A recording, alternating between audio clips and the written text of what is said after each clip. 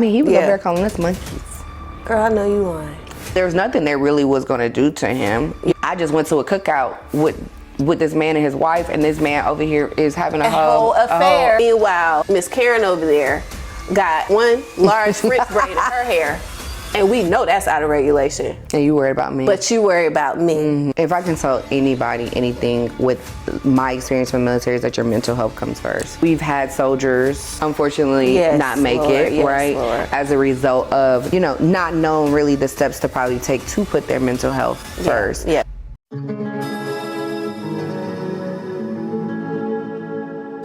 What is up, y'all? Welcome to the first ever episode of the Life After series. In the Life After series, we are celebrating resilience, growth, and the power of transformations. We are shining a light on incredible individuals who have navigated life's big transitions, okay? Whether that's transitioning out of the military, going into entrepreneurship, getting a corporate job, becoming a parent, and just any new chapter in general. We're going to get into it. This series is a safe space, okay, for reflecting on the challenges, sharing the hard-earned wisdom, and inspiring others just to move forward with purpose and confidence. So with that being said, without further ado, let's welcome my first guest, Miss Ariel Evans. All right, y'all. So we are in our first episode with our very first guest in the Life After series, Miss Ariel Evans. Yes, I'm so excited. I'm excited for you, sis. Like, I'm so glad that we can get together and just unpack your story so we can help others out there, you know what I'm saying? But I first met Ariel through my best friend, Bianca. She is actually my best friend's cousin. Yeah. And we met at it was called R&B Only. So that's what it was. At Fillmore. At Fillmore, yes, here in Charlotte. And I think it was like 2019, no, 2020. It might have been 2020, child. We weren't supposed to be in nobody facilities for real. No. I don't know. But we met there for the first time. But I had already really heard about Ariel before then through Bianca, of course. But we finally got to meet in person, and we've connected plenty of times, sometimes without even knowing, at events, because my girl has her own business. Again, we'll get into it, but she has her own business, and she's just been doing the daggone thing throughout the city of Charlotte. Fun fact. I was actually her first client. My first client in her business. First paid client. Okay, period. I like to wear that, a little badge for a little second. You was though. On it early before the wave started. And that's on period, but the wave just continues to go up as she'll get into. But I'm going to go ahead and introduce my guest, which is Miss Ariel Evans, a true example of resilience and determination. Originally from Fayetteville, Ariel took charge of her life early, joining the military at just 19 years old. Okay, where she cultivated the discipline and drive that fuels her success today. Over the past 12 years is a long time, okay? Over the past 12 years, she's balanced life as a devoted wife, mother, and entrepreneur, earning her MBA during her military service and transitioning to civilian life with purpose. Ariel has since built thriving businesses, including a mobile bar, all while mentoring and inspiring others. In this episode, Ariel is going to open up about her journey through major transitions, okay? Military to civilian life, corporate to entrepreneurship, and balancing family with career. Her story is one of adaptability, perseverance, and stepping boldly into her purpose, okay? That's a little bit of Miss Ariel, a little bit, a few sentences, but I know my girl has everything to tell us about who she is, so y'all have the insight on how, you can relate to her and just a little bit more in depth about her story. So I would like you to just explain who you are and where you are currently, personally and professionally. How you doing, girl? Yeah, so I'm doing good. I'm happy to be here. I'm so happy you're here. I'm excited about the year. I must say, overall, I'm just like, I'm being where my feet are. Yeah. That's very important for me this year. But very grounded. Yeah, very grounded. So a little about me outside of all those things, most people don't know. I've been out on my own since I've been 16, going into 17 years old.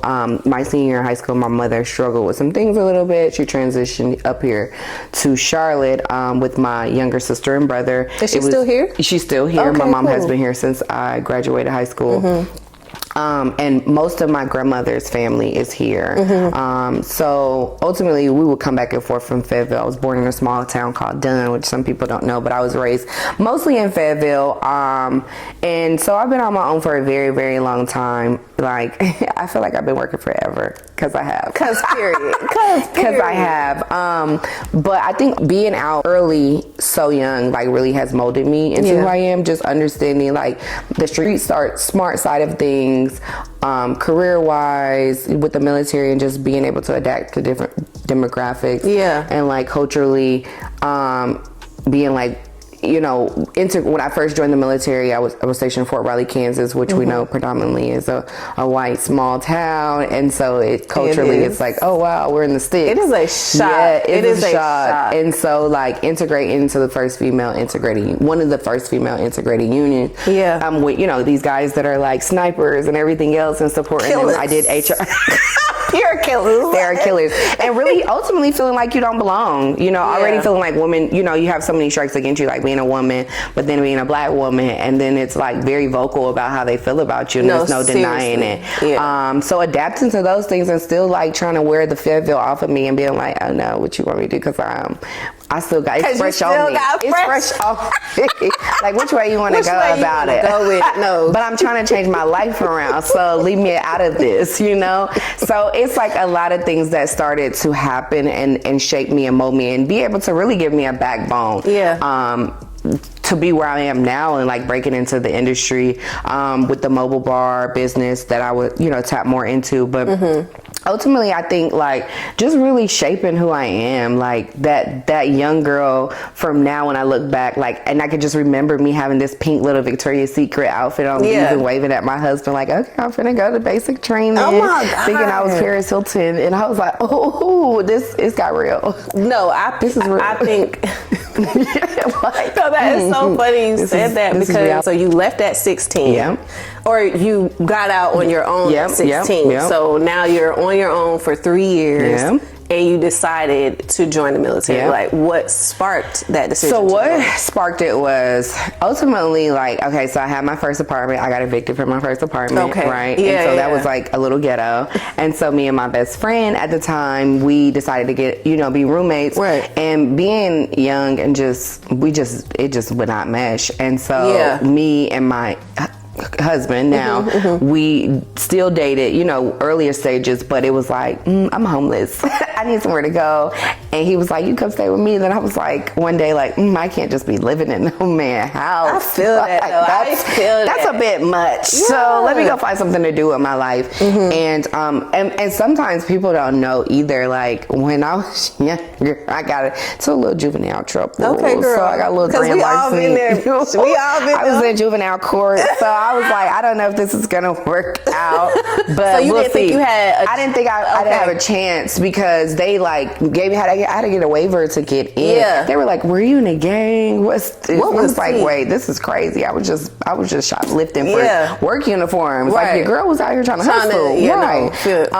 So ultimately I did the Army. You know, I was trying to join the Air Force initially, because it was just like a little bit more bougetto, like, and I was just giving all those vibes. They treat their people a little bit better. It was given. I wouldn't have to be in the sticks with it, but that didn't work out, because I had a juvenile record. They was like, no, we're gonna pass on you. But the Army said, come on.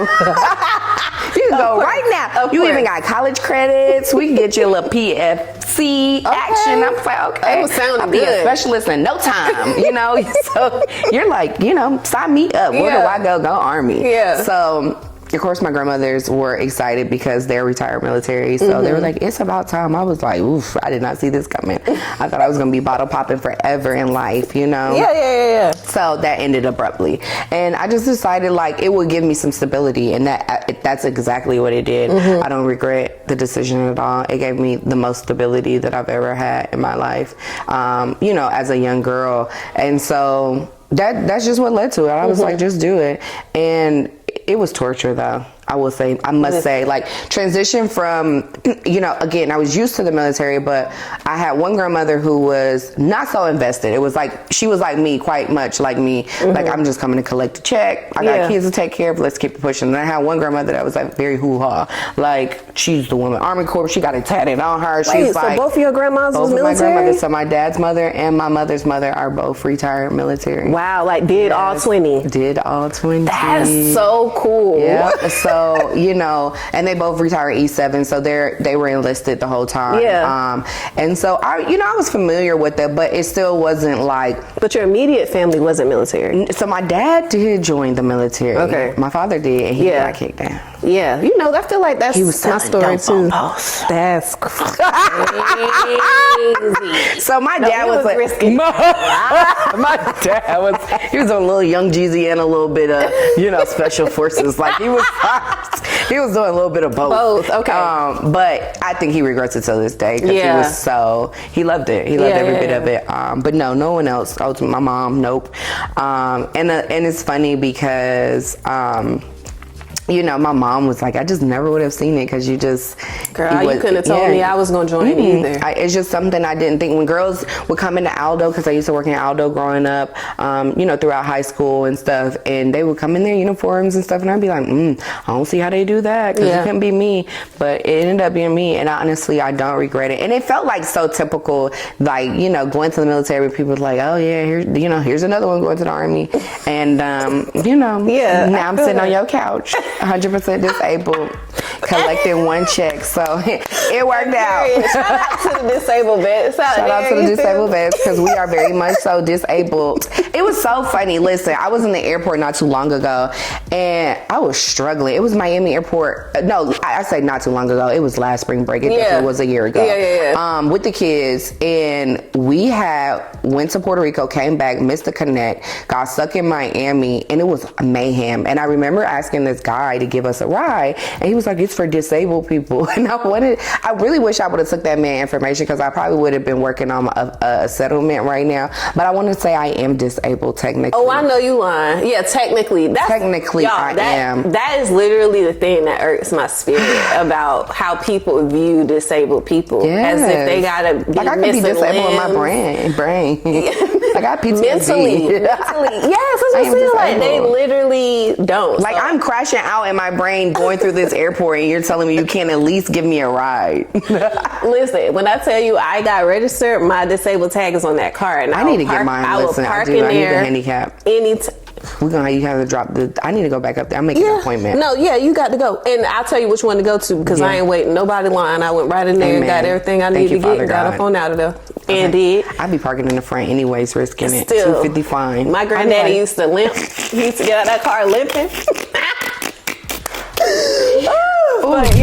But you mentioned, so I'm gonna backtrack a little bit because you mentioned that your experience. Yeah. So I think like as service members, especially going through all of what we went through, I think majority of my memories are not good memories. Oh no. Like they're always the ones that like held the most like trauma or just anger or like high emotion. You get what I'm saying? So what I want to know is how long did you serve, and then what about your experience do you want to elaborate on, both good and bad? Right. So I served almost shy of 10 years. Yeah, I was coming up on my 10 years getting out.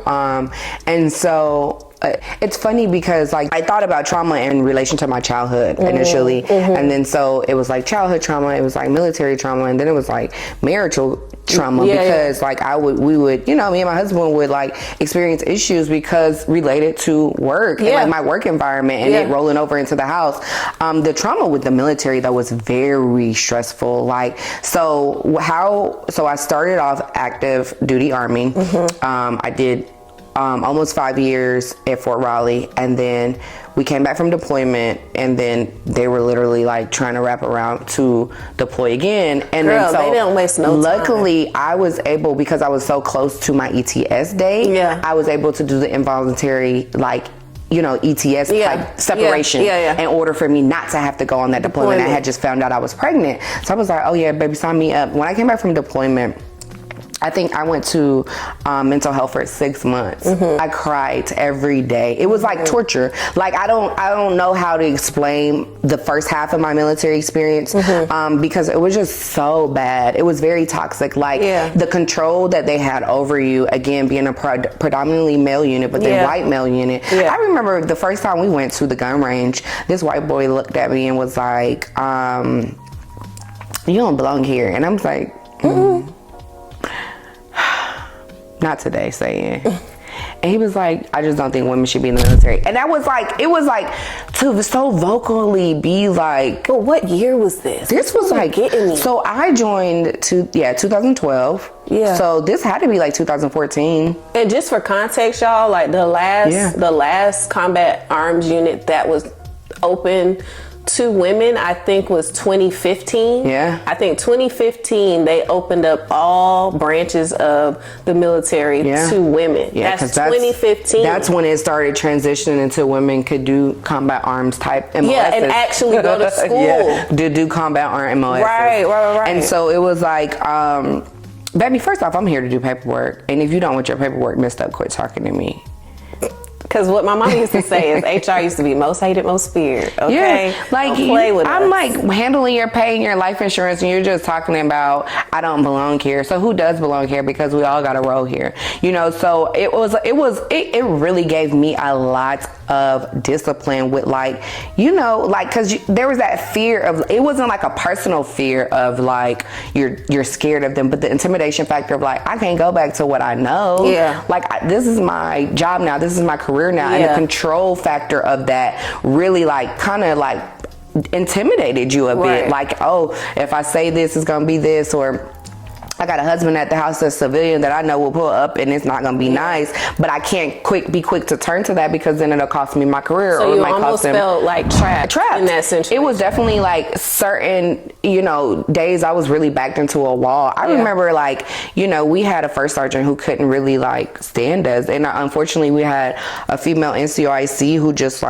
she just didn't have the biggest backbone. She was sweet, but if he had an issue with us, we would be there. My husband's supposed to pick us up at 4:30 because we had one car because the town was so small. Yeah. And he would be outside waiting. He would be outside waiting till 6:30 because he would want things wrapped up for admin or things like that. And it was just like she wouldn't stand up. And so those are the type of things that you started to experience when we went on deployment. We didn't have an NCOIC because she was a single mother at the time, and so family care plan. She medically retired. She figured out a way to medically retire before and that didn't. point. And she did not go with us. So she's hung back and worked on her medical retirement stuff. So we got stuck again with an E7 who just couldn't stand it. He was up there calling us monkeys. Girl, I know you lying. Yeah, when he came, and it was like he didn't care because when we got off deployment, he was going to be returned. Yeah. So there's nothing they really was going to do to him. You know what I'm saying? Like reprimand him, rise. I mean, there was conversations had and things like that. But and deployment was the worst because there's so many aspects of life that you've seen happen. Like the whole, I just went to a cookout with this man and his wife, and this man over here is having a whole affair, a whole deployment marriage, and that was crazy to watch. I say, you heard about it, but to see it, and then got the nerve to go back home at the end of it all while your wife and everybody holding up signs. You got husbands who wives over there sleeping with friends back home and taking their money. Like the things that it was so many things to be worried about. Deployment wise, that it was just like, wow, what my man back there doing? You couldn't be worried about it because what could you do? Nothing. And so I don't think people understand the psychological things that start to happen in the military that you just again, you grow trauma from, like, just trusting people, not for sure about people, you know. But then the beauty in it is that you do find those one or two people that you love for life, and you relate to, and you love them, and you're like, even if it's an officer or enlisted, and I was enlisted, and Leslie was an officer, and so, you know, that would felt like taboo to have relationships with, but sometimes you just click with people based off just demographics and just you know, where they're from, and then, you know, you have friends from different races that you could relate to more than a black person you thought. And so that was just the beauty in finding, like, who worked for you and who didn't, and who really took care of you and who didn't. And so it was rough. It was a rough experience. And I think I literally can relate on all aspects. Deployment, making, like, those friends that you wouldn't have thought might be your friend, because I connected with the only other black girl. She was a PFC in HR. I was a chemo at the time, but I was a branch detail, so whenever I was going to get promoted to captain, then I would transition to HR. But she got there right before our deployment to Poland and Germany. And mind you, we had just come back from a deployment 13 months before that. And I was like, I didn't know how we connected, but to this day, like, her and I are still very cool, and she's way older than me. PFC, and I was like, rank wise, people think that people get it in their mind, like, rank is like, I've had people under me that I've, like, they decided to join the army late, they have families, they're older, but, like, you know, you just, it's so much wisdom in, like, who they are, and you're like, okay, like, he's like, you know, it's not fraternizing. This man is like 20 years older than me. Like, him and his wife are, like, putting me on game about life in general, and so, like, who are you to tell me I can't have a relationship with these people? That, you know? that control aspect that you mentioned is so real, bro. Like, I think it was a hard pill to swallow when I transitioned out. Just how much I felt like there was there wasn't an autonomy to the things that I could do, right? And I can imagine, because I was an officer, so imagine being enlisted. I feel like there is so much more control that, you know, higher leadership and stuff have over enlisted personnel. But I felt that, and it took I'm still navigating through that. And which leads me to my next question, which is, like, what factors played into your transitioning out of the military? Because there's a lot of things at play here, and I know for me, it ended up being a few reasons. I medically retired out, and that was just, like, physical pains and things like that I just couldn't continue on without knowing that it's just going to keep exasperating my issue. So that was one. And then two was that there were, you know, I was creating content, right? Like, so I was creating content from the start of my military career.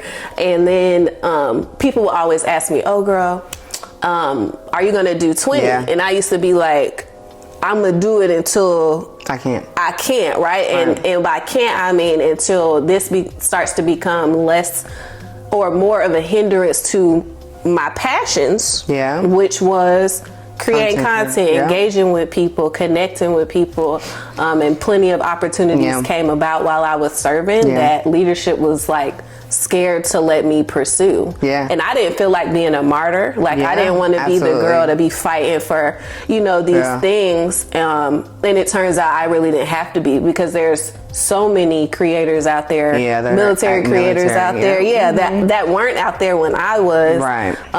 But because of, you know, how that field, that industry has just transformed, it's even more of a, I see them around even more. But I want to hear about, like, what made you transition out? So when I was on active duty Army, I found out I was pregnant towards the end of my contract, and so ultimately it became, like, again, the decision to obviously have to deploy again, possibly, and then, you know, have a kid and deal with the fact of, like, I'm leaving them behind. It's one thing to leave my husband behind, like, I'm deploying, but I have a kid and I have to deploy with my kid and then deal with the basically like the verbal abuse of what felt like I don't belong. Like it was a lot of me feeling like I don't belong, but then it was like you're undervalued. Too, undervalued. Right? Like you know what you bring, but then they don't see it as such. And so it was just like I just can't be here doing this. And then the physical part of it was like, you know, I'm just tired. Like we're getting up. I mean, we're walking 23 miles, right? Like we're doing PT at 5.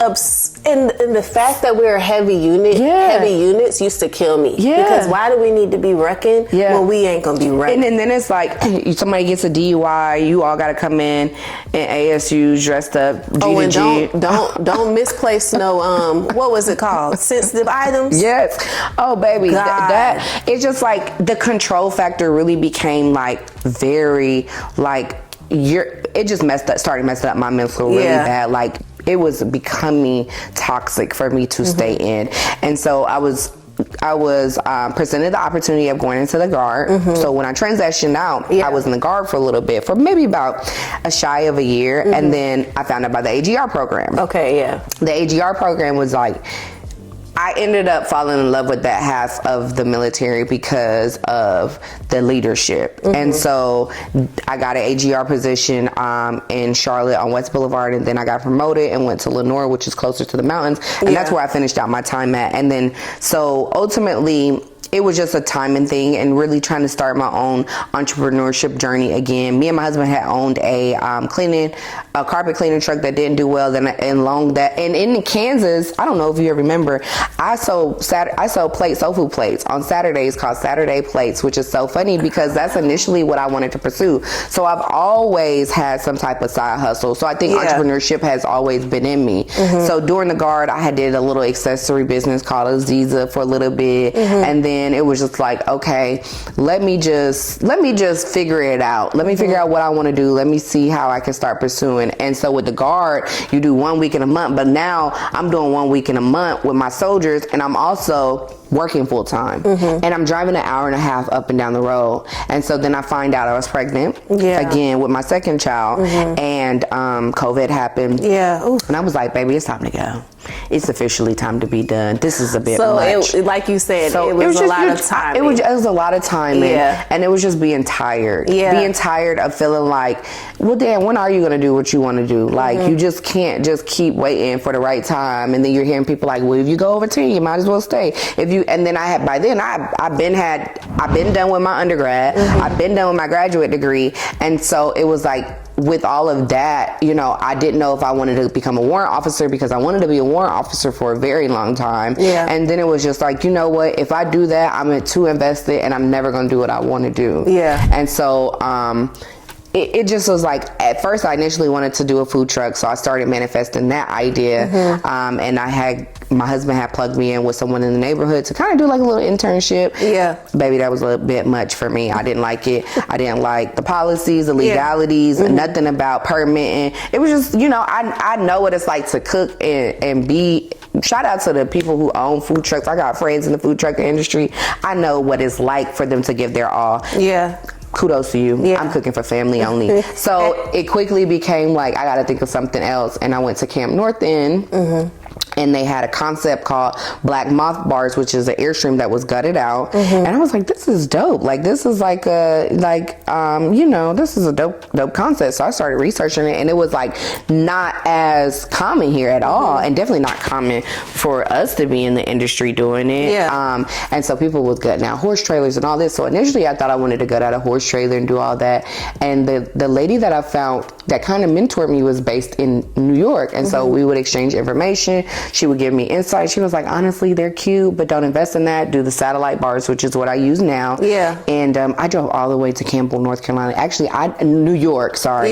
My husband drove, I didn't drive. But because he will not let 13 hours. We turned and burnt. Okay, he will not live that down. He was like, you could have found somebody back here and figured it out. But I decided to do it my way, and I feel like with her, I got some knowledge that I needed to start the industry, but everything else I had to figure it out. And so ultimately that's what led to me transitioning into entrepreneurship.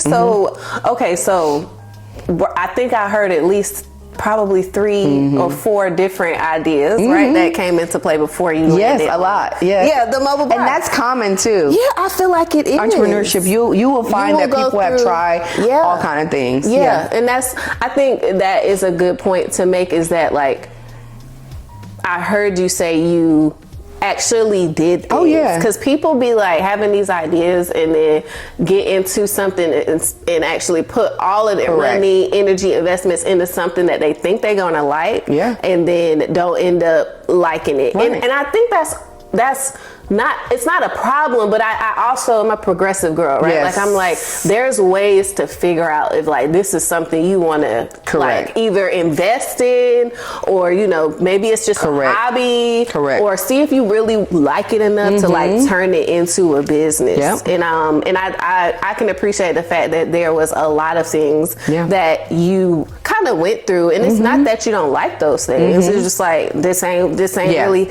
All the other things that played a role was just like not what you was feeling. And so ultimately we landed on the mobile bar. But before we get into the mobile bar, I just want to ask you, you know, for those out there who may be in similar positions or position to you, who are struggling with their military career based off the fact that they don't necessarily feel valued, or they feel tired, their body is not letting them do the things that they want to do, and ultimately are considering making that transition out. Like, what advice do you have for them as it relates to, one, I guess, making the decision, because some people really do sit in that, you know, area or aspect of their lives to where it can get really crazy. But like enough to give them like just encouragement to go through with what they want to do or what they think is best for them. So first off,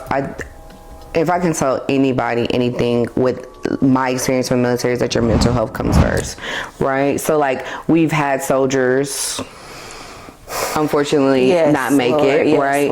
As a result of, you know, not knowing really the steps to probably take to put their mental health first. And because typically when that comes about, no one knows, no one really sees it coming. And so I'd say, like, really put it first. When we were in the military, it was kind of hard. It might have been a little easier for you just because of you being the officer, right? But you still face some backlash, right? Oh, for sure. So it's like, you can't really say but so much of like whatever. But I would say we're in a day and age now where you can see things being done without a military check. So please never feel like because a lot of things for me was like, oh, I'm not gonna have health care, I'm not gonna have a stable paycheck. So I held on, I clinged to the stability, because I didn't have stability nowhere else in my life. I didn't have anything else to fall back on. That was it. So it became like a abusive relationship almost, right? Like any other relationship, like, they got a hold on me because they paying for my health care. They paying. I know I'm gonna get my bills paid the 1st and the 15th. Take that out of it. The dependency has to be removed from this. If you want to do it because you have a plan to do it, do that. But then, like, just stick with that plan. Like, really just write down your goals, pursue it. But like, your mental health comes first. You have to speak up for yourself. Or if you feel like you can't, please find a leader within, you know, someone you trust ultimately to speak up for you. There's resources, and use them, you know? And then there's resources. I feel like, I was going to say something else, so I'm not going to say that. It's okay. But I feel like, and document these things. Document these things too, especially if you're in the military, because I think that is something that's very important, because this all does tie to a medical standpoint, you know, and it could get you out soon. That's what I wanted to say. I had to figure out how to wrap it up. It's okay. It's okay. But no, I think you make a very valid point, is that when you prioritize yourself and your mental health, I think you really will put your well-being first, and you can figure out the things in your life that are causing you the most stress and probably causing you your peace, and make that decision to leave. Again, with the military, it is a little complicated, because you have obligations that you have to, you know, meet. And then, but as she mentioned, like, if there are things that are really preventing you from being able to do your job, effectively and like to standard, then you need to be making sure that you're going to the doctor. Yep. You are, talking to your mentors and things like that, so that those are your guidance to making the best decision for you. And ultimately, too, I think there are people who find themselves really loving the military. They just don't like their environment. Yeah. Right. And so, that's like any job. That's any job. Really hate. You know, they love doing their job, but they can't stand like their leadership, or the leadership just kind of makes it difficult for them to do. And I would say, like, just know you belong. Like, there's one thing I wish I would have took, is that I did belong. And because me feeling like I didn't belong caused me not to rank quicker, higher. Right. There was a complacency of like, as long as I pay, I knew I wasn't thriving in that situation, because I'm used to thriving wherever I'm at. And there I just mentally couldn't get over certain humps, because I didn't want to. I didn't feel the need to prove it, because it felt like so much having to prove a point about who I am. So it just makes you want to like retreat. It's like, oh, so you don't respect what I got going on. You don't value what I got going on. And I knew that wasn't me. So it's like I kind of, shielded that part of me to be like the very best. So I would say, if you really do enjoy it, just stand out, like, because what we do know about the military is, if you're in the right place, right time, right uniform, there's nothing they can say to you. Absolutely. And they hate the ones that know their job. Them SMEs, they hate to be up against them. So it's nothing worse than getting ranked and then knowing your job and you can't say nothing. Can't say nothing to them. And that's why I always tell y'all to get your head in them regulations. Yeah, it is. You got to know your stuff. You know your stuff. There's nothing. There's so many times I've been Specialist Evans, and I'd be like, okay, well, first time read section such and such. Yes. Okay, have a good day. Yeah, because I was a second lieutenant. Yeah. Just deployed to Kuwait. And they had like a braiding facility on, you know what I'm saying? Like, I was like, I'm finna get my hair braided, right? Because I was not trying, I just went natural. Right. And I was like, I don't know how to deal with all this, like wind, sandstorms, like all these things that I was like, I can't do this every morning here without the things I need to get it done. Right. So I got my hair braided, and I remember it like it was yesterday. I walked in, had my hair in low bun, whatever, and my master sergeant, he was an ops sergeant major with it. So basically, he said there's been people who have been having conversations about your hair, and like, whether or not it was in regulations or in regulation. And so immediately I'm like, why is there a full-blown discussion about my hair? First of all, that's number one. So if you're worried about me, you're worried about the wrong thing. Because we are in Kuwait, in a hazard zone. Okay. But anyway, then he proceeds to say that it's believed that the width of my bun, or the size of my bun, is too big. Mm-hmm. So then I got into the regulation, right? I already knew I was straight, but I was like, let me just go ahead and I should have made him do it. Yeah. You look it up, since you're the one who calling me out on some stuff you think is correct or not correct.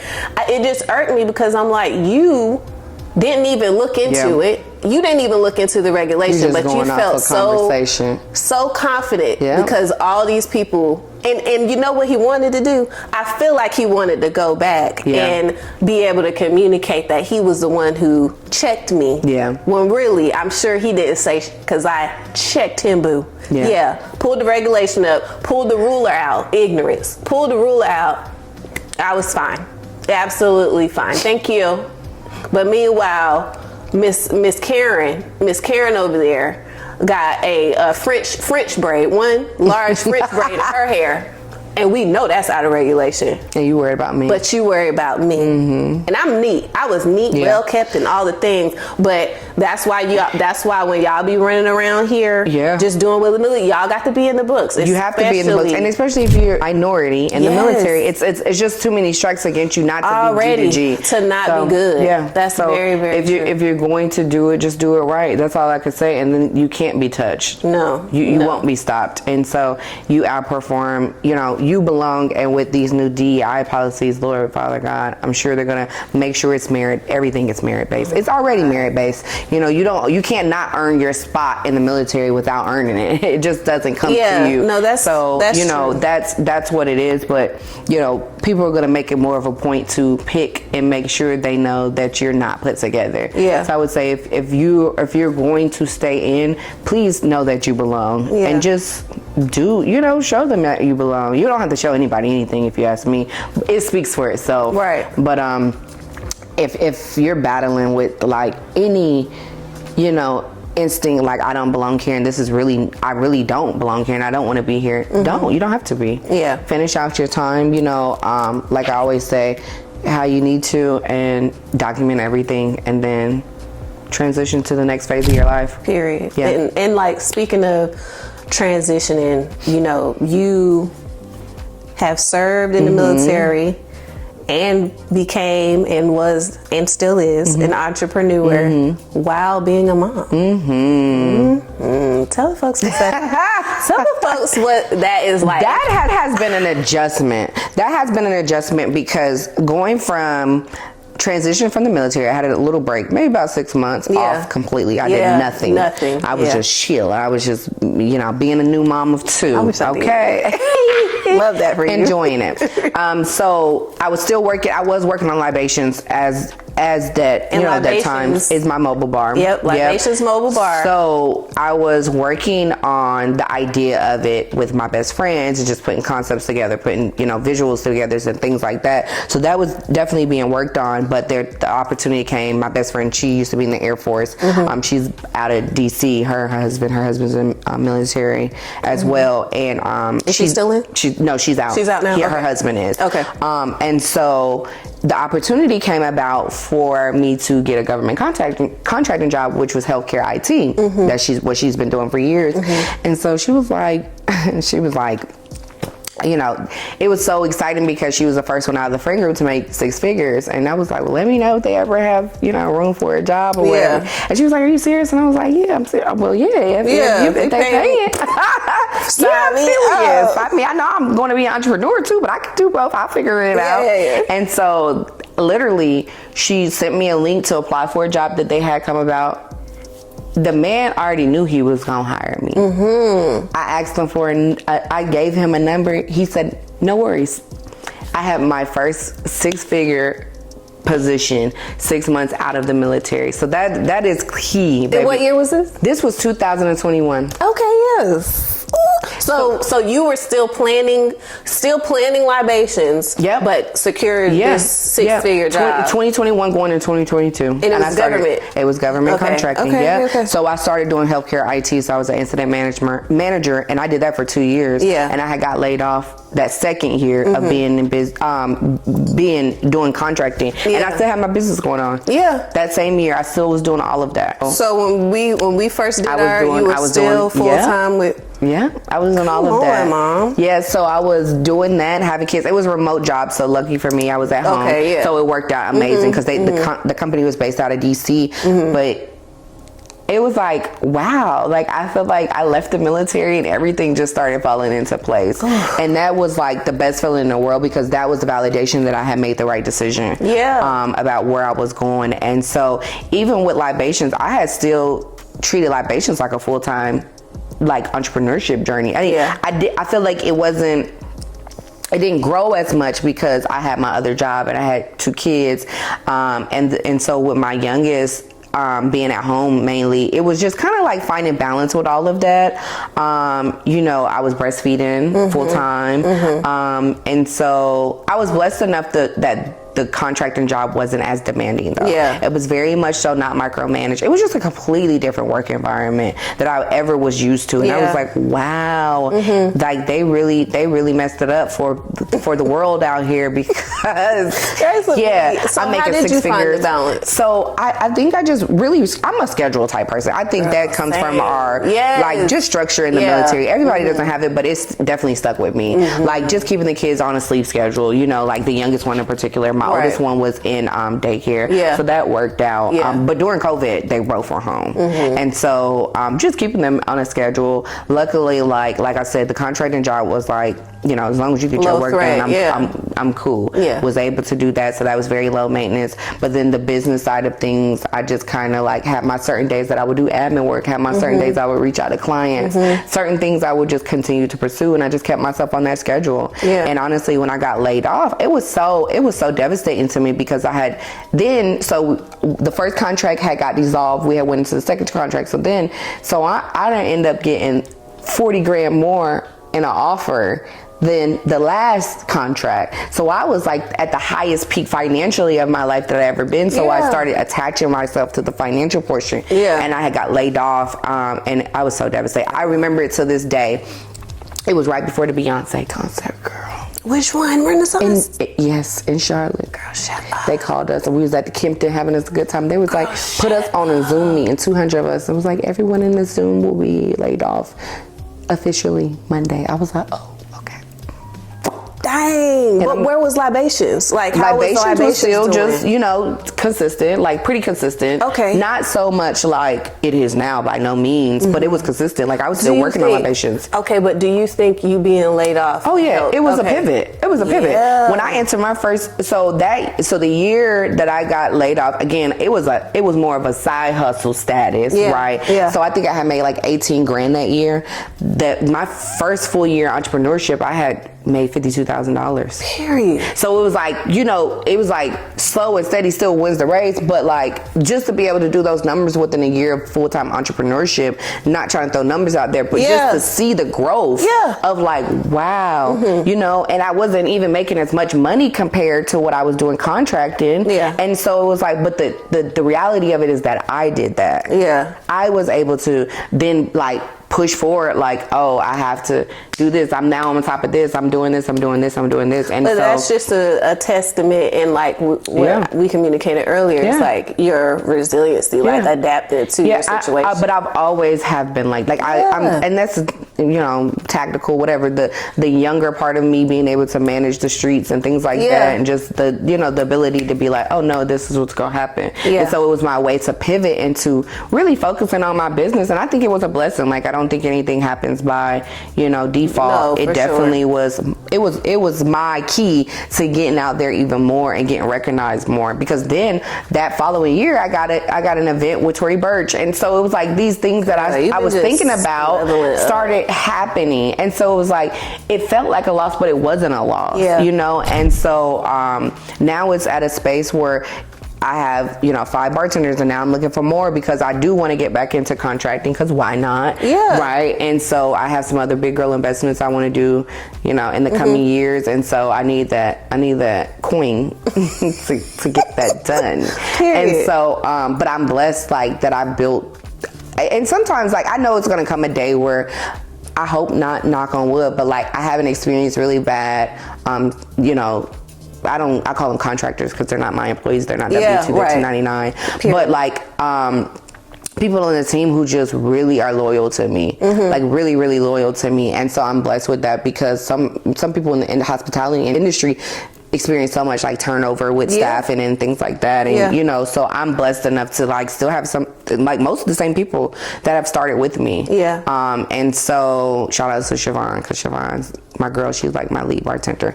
But Siobhan does a lot of stuff alone and things like that. But the girls just really help out. Like, and so now I'm at the point where me and my husband have hired a nanny, Ebony, and she does great things. So if I have to, she also does bartending. So she does both. She works for me and she watches the kids. So just depending on if I want to like be at an event and she's back home with the kids, she does that. So like I've started building now more of a team. And that way I can like, and this year my focus will be on having someone, maybe like a business operations person or marketing, so that when I do start contracting, they can fully handle that aspect of it. Right. So your business, so they can grow, grow more and scale it more. Because it's like sometimes you have the ideas, but you need people with that expertise to really push the vision for you. And that's a great point, because I think that especially in the entrepreneurship space, we feel as though we gotta be the expert in it all. And I think like there's a lot of people out there who have great ideas, who may not be the best at executing it. And I think that understanding that will actually help us to like thrive and it's push what forward. It's what makes a difference in a real business, for sure, right? Like there's a lot of people who don't CEO or you know their business, and so even when I look at myself in this business, I don't look at myself like as a mixologist or a bartender. I look at myself as a business owner, very much so. Do I get in the field? Absolutely, right? And so but like the creativity for me comes with the aesthetic and comes with the drink recipes, because we do know that I make most of my cocktails crafted with organic or fresh pressed juices, house-made syrups. So all those things are crafted, and that comes from the culinary side of me that wanted to cook for people, right? And so those things I enjoy, but I have an admin background, like, you know, so I enjoy running the business and seeing it come to life. But with still being an early business, you know, budget-wise, I got to get in the field sometimes, and you know, but most of the time I let the girlies handle it. No, that's what's up though. That's what's up. And I think that that's like we just said, that's a good point, because there's been plenty of events I've seen where I know Libations was there, but I ain't see Miss Libations. So that's good. And I think that's something I could take away from it too. It's just because I have so many ideas. Many people don't know I have my own real estate business, right? Where I rent out a property management. Management, and then my content creator business, and I have a few ideas floating about what's next for me in the future. And so I came to a realization that I want to be a serial entrepreneur, right? Because ultimately I have limitless ideas, and I don't want people to, or want anything to prevent me from trying those things, at least trying them. And it's one of the things I took from you, and one of the things I've also communicated is like having a plan is vital to being able to execute anything. And sometimes you can just kind of jump into it, but I think for people who have people who have more of like a structured mindset, or who value schedules and things like that, are probably the same people who like a plan. It brings discipline, and the discipline is going to be what sets you apart from anybody else. For sure. You know, people are like, oh, how? I'm like, my biggest fear was social media going into it. Like, like I didn't. But you are killing it. And sometimes I feel like I'm so it's natural to compare where you are to others. I always tell people though, I can't compare anybody who got help. I can't compare anybody who has people on their team who are connected to resources that I didn't have.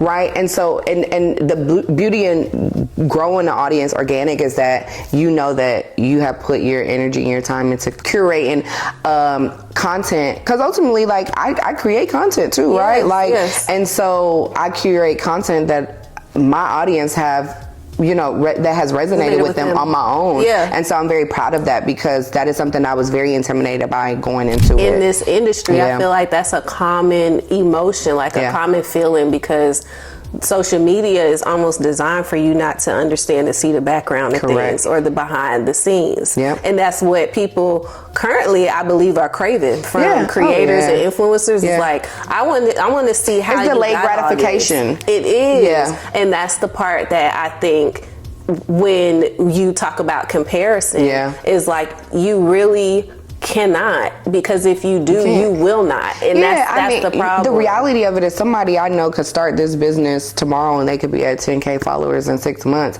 It's no comparison to like what I've done. It doesn't make me any less of, you know, whatever. It's not, it's just what it is when it comes to this social media world. Like, you don't know what your draw to luck is. You don't know what video you might post that goes so viral that it blows you up.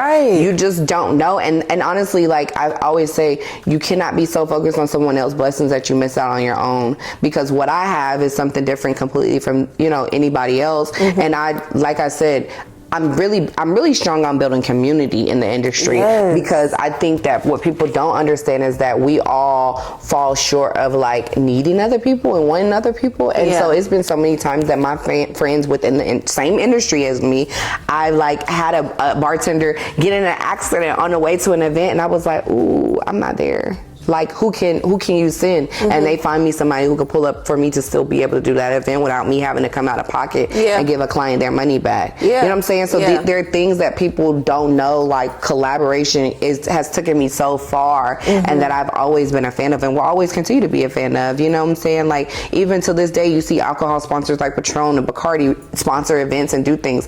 That's an investment piece for you to collaborate in yourself, you know? And so I'm always big on that too, with growing just my brand and the influence that I have in the hospitality industry, and with the mobile bar industry not being so recognized as like a bar considerably, because we're not a brick and mortar, it's something to educate people on, because we still are in the hospitality industry. For sure. And so my goal is, before I go my separate ways with this business venture, is to get people to understand, like, again, you don't have to just do house parties. Now we're doing stuff at Tory Burch, and a girl that looks like me can do it there. We're doing stuff at Macy's. We're doing stuff for, I've done stuff now for people who are like celebrity people. And let's not forget the influencers. My first client was an influencer, right? So like the reality of it is, when I be telling people like, hold on, pause, back up. Leslie was my first client. Period. It's not new for me having influencers.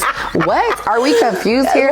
But the reality of it is, like, I came in here with this idea to make, I think I've always had that idea about anything. Something can go from whatever you think is small to something really, really big. It's up to you to make it different. So now the girlies are coming in, like, in this industry, and they feel like, oh, I could do such and such. I could cross over. I can have Caucasian clients, right? There's demographics that I can reach that I didn't think I could reach before. And that's very important for me to display to all my clients. Like, I'm just not a girl that does this or that and the third. I do have a certain type of clientele, right?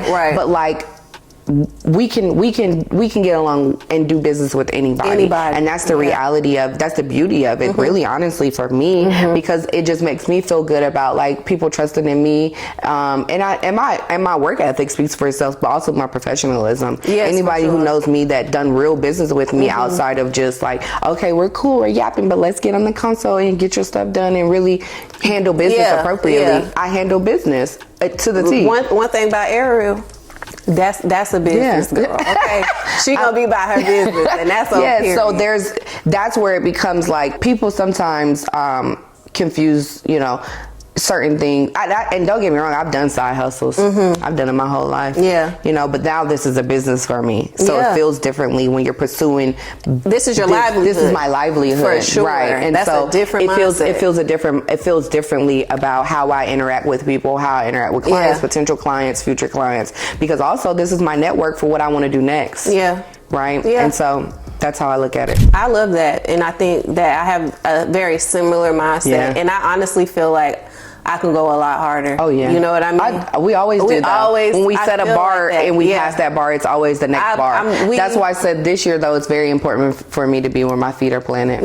No, I feel that. That's great, though. Because I get caught up in my head, and it's like, and we always can do more. But I think with life is so like very fragile. And I don't ever want to find myself so wrapped up in things that I can't, like, they're not going with me. Right. And so like, I'm proud of where I am. I will continue to want more, be more. That's just in my nature. But I'm just focused on right now. I love that. I have to be. No, period. For my mental health. I get that 100%. And I think that helps women like us to ground ourselves. Because I think forever I've always been trying to prove myself. That's what it starts to feel like. I'm still trying to prove something. And it's like, why aren't where you are good enough? Like, because it really is. What is, and then it's I think easy. Proving to yourself is a different thing. Like, proving it to yourself is totally different than I got to show everybody what I can do type stuff. And I think that's where I'm at. Is like, I don't need to, you need the validation. I was there. Correct. Because I was there, and that's what caused me to go down this like creator path that I wasn't necessarily, like, I was good at those things, but I wasn't necessarily feeling fulfilled by what I was creating. And so, which leads me into where my content has come now, which is like, I want to talk about experience. I want to talk about how people's stories, people's stories can help other people, because clearly it's something that is lacking in this space by actual veterans, by entrepreneurs, and by creators. People who there's no relatability somewhat, you know. And I desire to have a deeper connection with like my audience. And I don't think they're gonna get that through this is how I can style one shirt the same way. Like I just, and if that is the case, then I have to figure out a way to still embed what I need them to take away from it, outside of, you know, kind of just going on trend or doing what people believe works. And like I said, it has worked, but has it fulfilled me? I would say, you know, it was like a means to where I am now. So like, I did it, but I realized like that's not it for me, and I want to start doing things that resonate more with me and that people can actually get good, tangible information from. Absolutely. And so, like, just to kind of wrap this up, I wanted you to finish this sentence, which is, my journey has taught me to always start my journey. Don't wait. Ooh. I just, if there's so many things I wish I just would have just pulled the trigger on. Just pull the trigger. I appreciate that. I can appreciate that for sure, because I think a lot of people, me being a lot of people, focus on like perfection and making it beautiful and curating it to be this perfect. But you can always evolve, and that's what we've learned about life, right? Yes. And so I think that's why I say just start where you are, because if you don't, then you don't know. At my mentorship program, I think I told the girls that, I say, you don't know what to judge if you don't start doing it. Right? You can't critique something you haven't even started. No. So it's how do you be hard on yourself before you even begin? You have to begin first. And so I think if you begin, then it's easy to evaluate what you want it to evolve into. And it's just like, you know, the McDonald's logo that people have built out, things changed. You can change with it. You can change it. It's not permanent. So, you know, if it doesn't work, then you can change it. And it's like, but just start. The least you can do yourself is that justice. There's so many things I talked to my mother about she wants to do and still pursue. And I'm like, why can you not still pursue it? I'm so lost. Just pursue it. No, you literally have people who get in their degrees at like 70, 80. It's like, so funny because my son, my mom wants to be a DJ. She's always been in music. My mom was a rapper when I was a young girl, like very young. In Germany, she got signed to a label for a little bit. I felt like she was a little something. She got on that mic, a little Foxy Brown. I said, my girl. But she literally, my son was like, y'all going back to school? She's too old to be going back to school. And I was like, not that kind of school. And she wants to be a DJ. She wants to do music. He was like Future. And I was like, stop. Future's not no DJ one. But First of all, she will have a different audience. She could two-step with the people she got. They need a DJ her age. Like, that does not mean she can't go. Like, don't ever let someone, you know, alter what you do. And I think you just like, you build up the self-conscious the longer you take to do something. And I think that's really a big part of like just starting, because you don't want to. And then the thing too, I'm very big on it.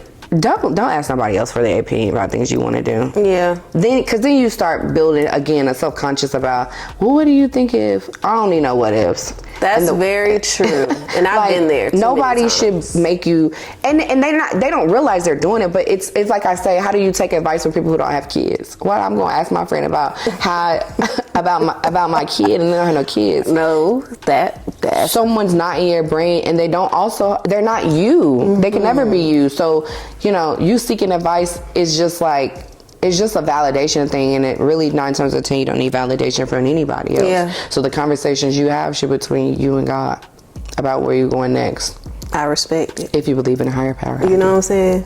Okay, because we got to respect everybody. Okay, I love that though. So is there anything else that you want to add to this conversation for our viewers? Yeah, I just think we really belong. We exist. Yeah. And I think together, like, you can do so much more. I think people say that, like, it's so easy to say that. No, it is. It really is. But like, and here's the thing, you can have disagreements with people. You can have, you know, you cannot be on the same page about viewpoints. Me and my best friend, there's a lot of things we're just not the same about. Right. But we have honest conversations. We're very transparent, and we are soulmates. Right. And so I think, like, being very transparent about where you are will save you in the long run with life and people and things. And if it doesn't work for you, move on. It's okay. Yeah. I think a lot of people can be scared of failing. And if it fails, try again. Like, and just really taking the comparison out of it. You don't know what people have, like, you don't know what opportunities people have had through their connections. You don't know what opportunities people have gotten because their mama might have money, your mama don't. You know, like, your journey is your own. Yes, ultimately their journey was different than yours. Yeah. And that's okay. And one thing about me is questioning my life is too close to questioning God, baby. I don't question what God does for me. Yeah, no. Come on, Ariel. Because he got his own plans for me. So I get defensive. Yeah. I ain't trying to offend God about nothing, baby. I'm glad where I'm at. Thank you, Lord. Thank you, Jesus. You know what I'm saying? No, I hear you, girl. Yeah. And honestly, like, people like what... I my sister sometimes, she was like, well, I don't get a check every month. I'm like, that check didn't just come either. Earned it. I did 10 years. Earned it. That's my thing. Because the folks on the... I'm not sitting down because it just came. You know, the folks on the internet will really for be a long like, time. You don't look disabled. What does disabled look like? Like, when I say people will come out their mouth and see, I feel like friend. I ain't gonna lie, friend. I feel like that's why I got a little bit of followers still, because I'm not quite ready for that. Yeah. Yeah, no. And I don't know if I didn't know if I was ready for it. God gave it to you. That's what I said. and that's what I was saying in my very first video that I posted this year, like, talking about this new shift that I'm taking was that the proof is in what I've been producing, right? Like, I'm like, oh, my average views on the content I was creating was like 300. Like, I knew for a fact I was probably gonna get 250, 300 views on TikTok, right? When I started talking about my military experience and, like, just more relatable things that people can relate to, views through the roof. And then now, like, I would get heart palpitations, like, looking at some of these comments that people were saying, because the content I was posting was quote unquote safe in a way, right? Like, it wasn't controversial, it wasn't telling my business, it was basic. And that's another thing too. And now I got a bunch of people on there telling me about my story and where I'm right and where I'm wrong, and I'm like, And I think that's the thing too about being, you know, let's just call a spade, a black woman. Like, we always trying to play safe, and I think that men, and, you know, predominantly white men, don't play nothing safe. They take a lot of risks. They take a lot of risk, and I think, and most of them are millionaires, if not billionaires. And I think that's the key to, like, getting ahead in life, is taking the risk, to not always feel like, because what is safe? You know, we live in a world where we got people like Elon Musk saying he a Nazi.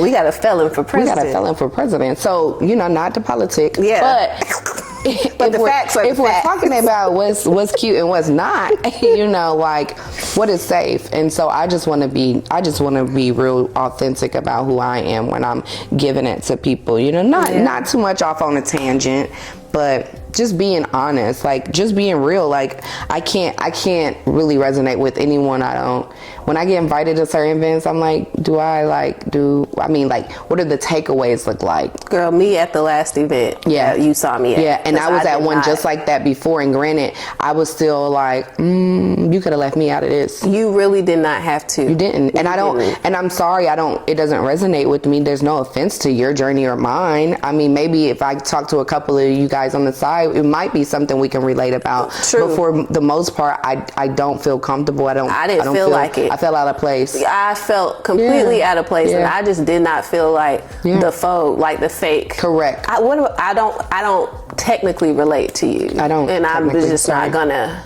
act like I do. So I'm not here. I'm over here in the corner. Talking to my people, because I was like, I don't know what you want me to do. And that's the world we live in, right? We navigate those situations, and we're like. But I'm over making people feel like comfortable. Correct. Or like because you didn't go out your way to make me feel comfortable at all. Yeah, you didn't. And that is where I'm at too in life. Like, it's okay. We don't have to agree to disagree. I don't belong. You don't belong. You don't. And that's just, we just on separate sides of this, and that's just what it is. Because you would feel so the same had you come into an event different. If it was vice versa, you'd be over there in that corner too. All the way. Yeah, all the way. You might walk out the first go. I was almost out the door, but we got to talking and seen me. Shimmy, shimmy.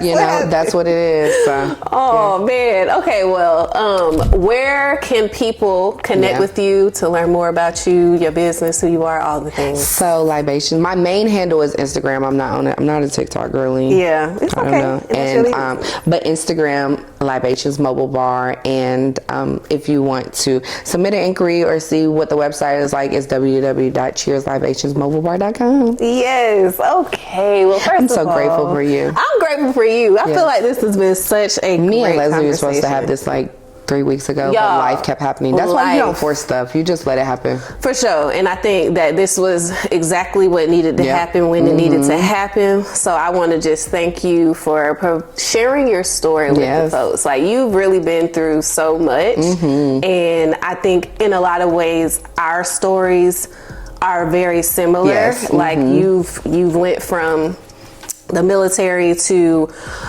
going into entrepreneurship, contract job, corporate, right? Essentially back to doing something that you love to do full time, which is very similar to my story. But a lot of what we don't discuss is like the actual, the actual in between, like, how did we get from here to here? Because some people think that these transitions that we make, like life after any major transition, is peachy and it's great, and like, and social media will have you thinking that too, like everything is all good, and it's more to it, which is the main reason for this series is to just dive deeper into what those transitions look like, what you were doing before, during, after, and then, advice for people who may be going through similar situations. So I appreciate you for telling your story.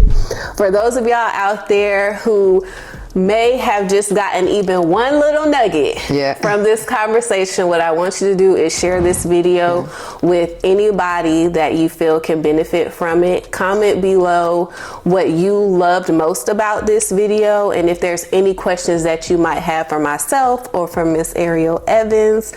And be sure to check the description for any and all links related to Libations Mobile Bar and Ariel, as well as anything else that we may have mentioned throughout this video. So this has been episode 1 of the Life After series, and we will see y'all on the next upload.